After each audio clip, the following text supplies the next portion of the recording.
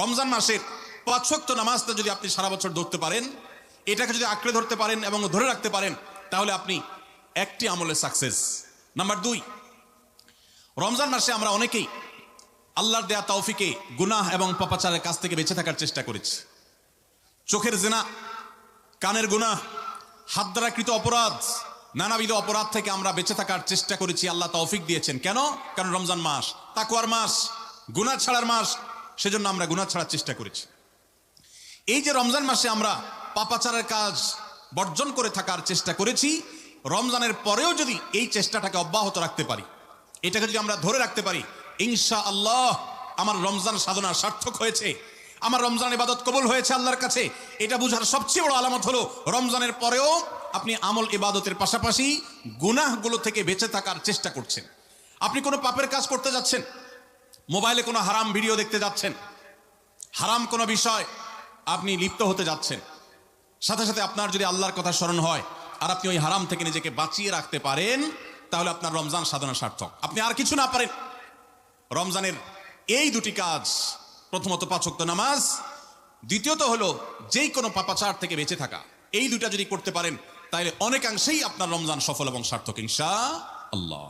প্রিয় ভাইরা আমার, আল্লাহ যেখানে বলেই দিয়েছেন ইন্নামা ইয়াতাকাব্বালুল্লাহু মিনাল মুত্তাকিন, আল্লাহ শুধু মুত্তাকিদেরটাই কবুল করেন।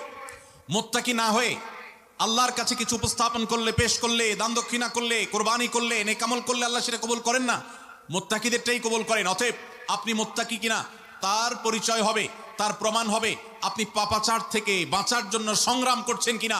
আপনি যদি গুনাহ থেকে বাঁচার জন্য সংগ্রাম করেন, চেষ্টা করেন, সাধনা করেন, পরিশ্রম করেন, নিয়ত করেন, ইচ্ছা করেন এবং এর জন্য আপনি পদক্ষেপ গ্রহণ করেন, তাহলে তার মানে হলো আপনি মুত্তাকি।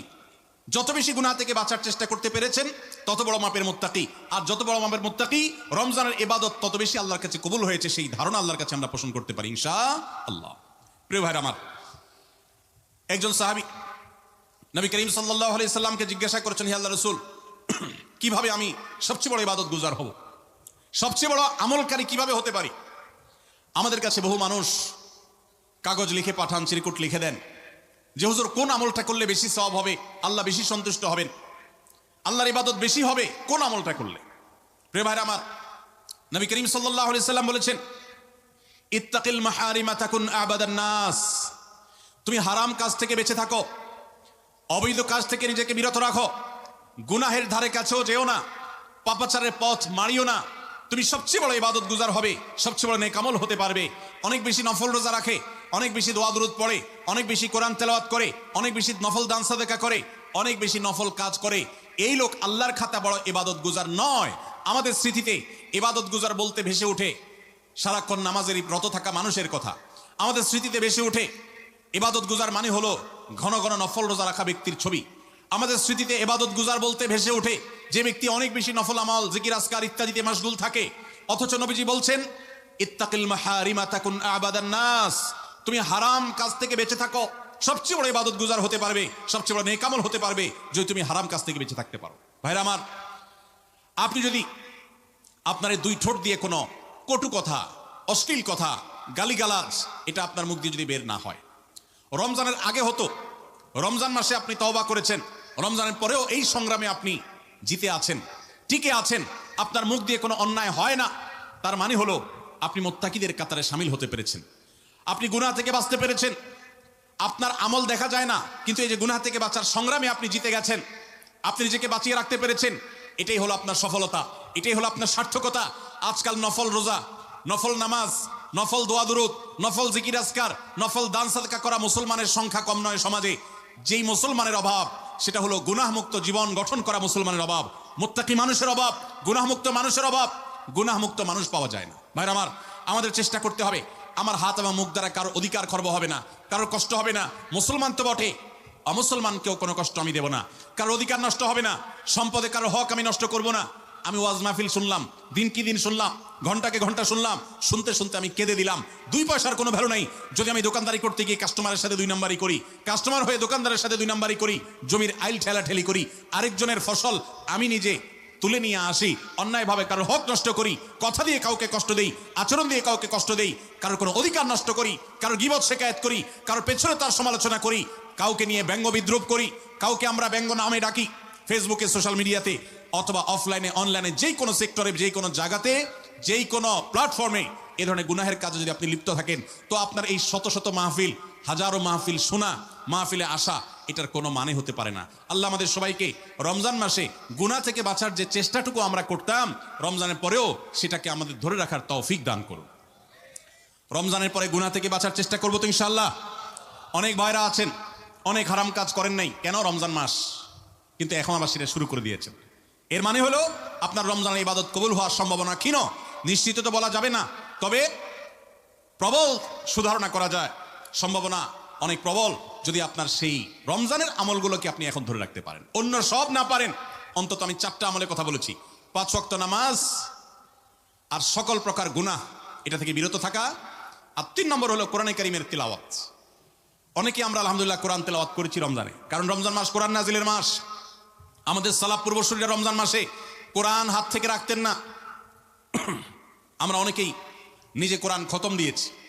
যারা খতম দিতে পারেন না, একটু হলেও তেলাওয়াত করেছেন, তারাবিতে হাফেজ সাহেবের কাছ থেকে তেলাওয়াত শুনেছেন, কোনো না কোনো ভাবে কোরআনের সান্নিধ্যে এসেছেন। দুর্ভাগ্যজনক বাস্তবতা, রমজান চলে যাওয়ার সাথে সাথে আমাদের কোরআনের সাথে সম্পর্ক শেষ হয়ে গেছে, ঠিক না? ঠিক। বহু মানুষ আছে কোরআন স্পর্শ করে না। দিনের ভিতরে 2-4 ঘন্টা, 5 ঘন্টা, 6 ঘন্টা সময় পর্যন্ত অনেকে সোশ্যাল মিডিয়াতে ডুবে থাকেন, মোবাইলে ডুবে থাকেন। সারাদিন কোরআনকে স্পর্শ করার জন্য 5টা মিনিট সময় বের হয় না, ঘন্টাকে ঘন্টা কোরআনের পরিবর্তে মোবাইল ফোনকে স্পর্শ করার সময় আমাদের হয়। মনে রাখবেন, আপনার রমজানের আমল ইবাদত সার্থক হবে, সফল হবে, কবুল হওয়ার সম্ভাবনা জোরালো হবে যদি রমজানে যে কোরআন আপনি প্রতিদিন 2-4 পারা তেলাওয়াত করেছেন, এখন 2-4 পারা না পারেন, 2-4 পৃষ্ঠা হলেও পড়েন, কিন্তু আপনার দিনের একটা সময় অবশ্যই বরাদ্দ থাকা উচিত কোরআনের জন্য। আজ মুসলিম জাতির যে দুরবস্থা আমরা দেখতে পাচ্ছি, পৃথিবীর পূর্ব থেকে পশ্চিম, উত্তর থেকে দক্ষিণ, চতুর্পাশে আমরা যে হাহাকার দেখতে পাচ্ছি, লাঞ্ছনা দেখতে পাচ্ছি, অপমান দেখতে পাচ্ছি, পরাজয়ের গ্লানি দেখতে পাচ্ছি, মুসলমানদের দুরবস্থার অন্যতম প্রধান কারণ হলো আজ মুসলমান কোরআন থেকে দূরে সরে গেছে। নবী করিম সাল্লাল্লাহু আলাইহি সাল্লাম বলেছেন, ইন্নাল্লাহা ইয়ারফাউ বিহাযাল কিতাবি আকওয়ামা ওয়া ইয়াদাউ বিহি আখারিন। আল্লাহ রাব্বুল আলামিন এই কোরআনের মাধ্যমে বহু জাতির মর্যাদাকে আকাশে তুলবেন। আবার এই কোরআনের প্রতি অবহেলার কারণে, অবজ্ঞার কারণে, কোরআনকে ছেড়ে দেওয়ার কারণে, কোরআন থেকে দূরে থাকার কারণে, কোরআনকে পরিহার করবার কারণে বহু জাতিকে আল্লাহ তাআলা অপমানিত করবেন, অপদস্থ করবেন, তাদেরকে আকাশ থেকে পাতালে নামিয়ে ছাড়বেন। সেই দুর্ভাগ্যজনক বাস্তবতা আজ আমরা প্রত্যক্ষ করছি। মুসলমানের ঘরে কোরআন পড়ার কোনো অভ্যাস নেই, কোরআনের চর্চা নেই, কোরআনের আলোচনা নেই, কোরআনের আলোকে জীবন গড়বার কোনো পরিকল্পনা আমাদের মধ্যে নেই। এজন্য ভাইরা, রমজান মাসে যে কোরআনের সান্নিধ্যে আমরা ছিলাম, রমজানের পরে অল্প অল্প করে হোক প্রতিদিন আপনি কোরআন তেলাওয়ার চেষ্টা করেন। 1 পৃষ্ঠা 2 পৃষ্ঠা হলে তেলাওয়াত করার চেষ্টা করেন, অর্থ সহ বুঝে পড়ার চেষ্টা করেন। এটা যদি করতে পারেন, আপনার রমজান সাধনা সার্থক ইনশাআল্লাহ। চেষ্টা করবো তো কোরআন তেলাওয়াত করার। আল্লাহ রাব্বুল আলামিন গাইড বুক করেছে। কোরআনের সবচেয়ে বড় মিরাকল হলো, কোরআনকে যে যত বেশি আঁকড়ে ধরতে পারবে, দুনিয়াতে আল্লাহ তাআলা তাকে তত বেশি সম্মানিত করবেন। ইসলামের ইতিহাসের সোনালী যুগের যারা স্বর্ণ মানব ছিলেন, সেই খুলাফায়ে রাশেদা, তাদের পরবর্তী যুগের যে সোনালী ইতিহাস ছিল, যখন বিশ্ব মুসলমানের পদতলে ছিল, মুসলমান যখন বিশ্বের সুপার পাওয়ার ছিল, গোটা বিশ্বে মানবতা তার সর্বোচ্চ শিখরে যখন আসীন হতে পেরেছে, মানবতা সবচেয়ে বেশি যখন প্রতিষ্ঠিত হয়েছে, যখন মুসলিম নয় শুধু অমুসলিমরাও সবচেয়ে সুখে শান্তিতে পৃথিবীতে বসবাস করতে পেরেছে, কারণ অধিকার খর্ব করা হয় নাই, অধিকার আদায়ের মতো আজকের পৃথিবীতে যে নাটক চলমান আছে সে নাটক তখন হয়নি। সেই সোনালী অতীত মুসলমানদের যে ছিল, তখনকার মুসলমানরা কোরআনকে তারা আঁকড়ে ধরেছিল, কোরআনকে তারা মাথায় রেখেছিল, কোরআনকে তারা জীবনে ধারণ করেছিল, কোরআনকে তারা সবসময় স্মরণ করেছে, বরণ করেছে, গ্রহণ করেছে, কোরআন দিয়ে নিজের জীবনকে সাজিয়েছে, তার সুফল তারা পেয়েছে। আজ কোরআন আমাদের কাছে অবহেলিত, কোরআন আমাদের কাছে আজ সবচেয়ে বেশি পরিত্যক্ত।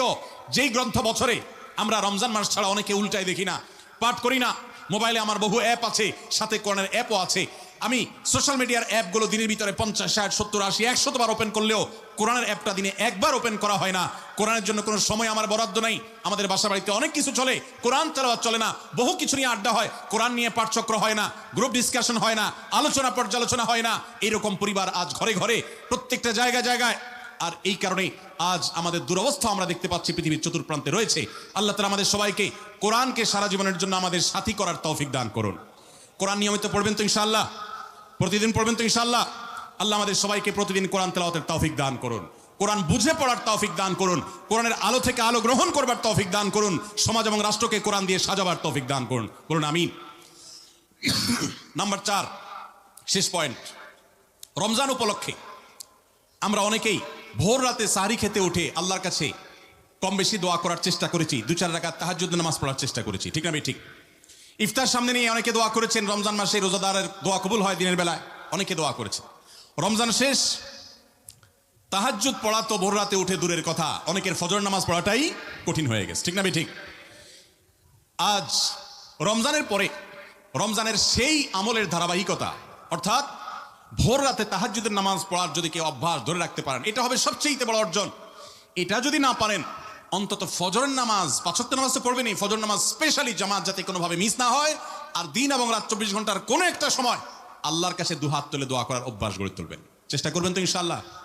কয়েকটা সময়ের দোয়া আল্লাহর কাছে করলে সেটা বিফলে যায় না।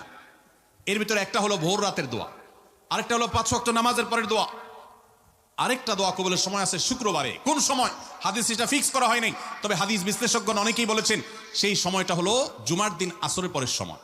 জুমার দিন আসরের পরে সূর্য ডুবার আগ পর্যন্ত আল্লাহর কাছে যদি দোয়ায় মাশগুল থাকেন, বাসা বাড়িতে আছেন, কর্মস্থলে আছেন, রাস্তাঘাটে আছেন, যেখানে যে অবস্থায় আছেন, জুমার দিন শুক্রবার বাদ আসর সূর্য ডুবার আগ পর্যন্ত দোয়া কবুলের মোক্ষম একটা সময়, অসাধ্য সাধন করবার সময়, একেবারে অসম্ভবকে সম্ভব করার সময়, আল্লাহর কাছ থেকে সবকিছু নিজের করার সময়। এই জন্য এই সময়গুলো আমরা মিস করব না। তো রমজান মাসের দোয়ার অভ্যাসটা যদি রমজানের পরে আপনি ধরে রাখতে পারেন, ব্যাস এনাফ। 5 ওয়াক্ত নামাজ, সকল প্রকার হারাম পাপাচার বর্জন, কোরআনে কারীমের তেলাওয়াত অল্প অল্প করে হলেও প্রতিদিন একটা সময় ফিক্স করে যে এই সময় কোরআন তেলাওয়াত ছাড়া কিছু করব না। ঘুম থেকে উঠে প্রথম কাজ হবে ওযু করে আমি কোরআন তেলাওয়াত করব, ফজর নামাজের পরে একটু পড়ব। আর 4 নম্বর হলো দিন এবং রাতের কোনো একটা সময় আল্লাহর কাছে দোয়া করার অভ্যাস করব। অনেক লোক আছি আমরা যে 24 ঘন্টার ভিতরে সপ্তাহে সপ্তাহ, মাসকে মাস চলে যায়। অনেক নিয়মিত নামাজি মানুষ আছেন, অনেক দাড়িওয়ালা মানুষ আছেন, এমনকি অনেক মাদ্রাসার ছাত্র, এমনকি আলেমও আছেন। মাসকে মাস চলে যায়, আল্লাহর কাছে হাত তুলে একটু চোখের পানি ফেলে শেষ কবে দোয়া করেছি বলতে পারবো না। এর চাইতে বড় হতভাগা আর কেউ হতে পারে না। এই জন্য রমজান মাসের দোয়ার আমলটা, রমজানে হয়তো আপনি দিনে 4 বার 5 বার করেছেন, রমজানের পরে একবার করেন।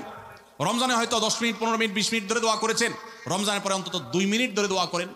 এই 4টা কাজ, 5 ওয়াক্ত নামাজ, সকল পাপাচার বর্জন, কোরআনে কারীমের তিলাওয়াত, আর দিন এবং রাতের কোনো একটা সময় আল্লাহর কাছে দোয়ায় মাশগুল হওয়া, এই 4টা কাজ রমজানের, এগুলো যদি আপনি ধরে রাখতে পারেন তো ইনশাআল্লাহ আপনার রমজান সাধনা, আপনার রমজান ইবাদত বন্দেগী আল্লাহর কাছে কবুল হয়েছে। আল্লাহ আপনাকে মুত্তাকি হওয়ার তৌফিক দিয়েছেন, মুত্তাকিদেরটাই আল্লাহ কবুল করেন। অতএব আপনার রমজান ইবাদত এবং সাধনা কবুল হয়েছে, সার্থক হয়েছে, সেই সুধারণা আপনি পোষণ করতে পারেন।